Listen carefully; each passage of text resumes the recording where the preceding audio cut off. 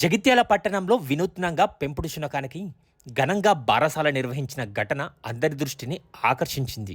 పెంపుడు జంతువులను తమ కుటుంబ సభ్యుల్లా భావించే ఈ దంపతులు తమకున్న ఇష్టాన్ని, తమ ప్రేమను ఇలా వ్యక్తపరిచారు. పెంపుడు జంతువులపై మమకారం ఎలాగుండాలో అయ్యోరి సుధాకర్, రేవతి దంపతులు చూపించారు. వీరి సీజ్ జాతికి చెందిన శునకం 5 శునకపు పిల్లలకు జన్మనిచ్చింది. ఈ శుభకార్యంలో భాగంగా వారు బారసాల కార్యక్రమాన్ని ఘనంగా నిర్వహించారు. శునకాలను ఉయ్యాలలో పడుకోబెట్టి పాటలు పాడుతూ శ్రద్ధగా కార్యక్రమాన్ని జరిపారు. ఈ సందర్భంగా బంధువులు, స్నేహితులకు అన్నదానం కూడా నిర్వహించారు.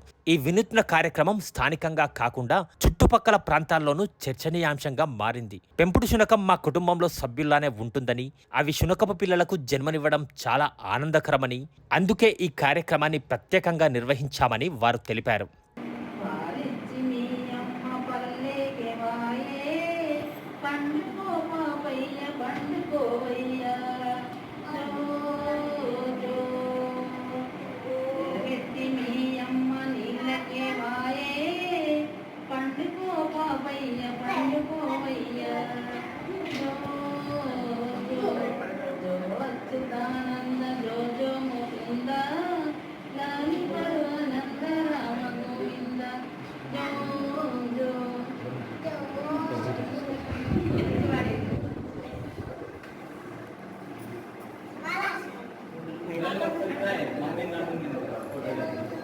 పప్పి 45 డేస్ పప్పిని తెచ్చుకున్నాము.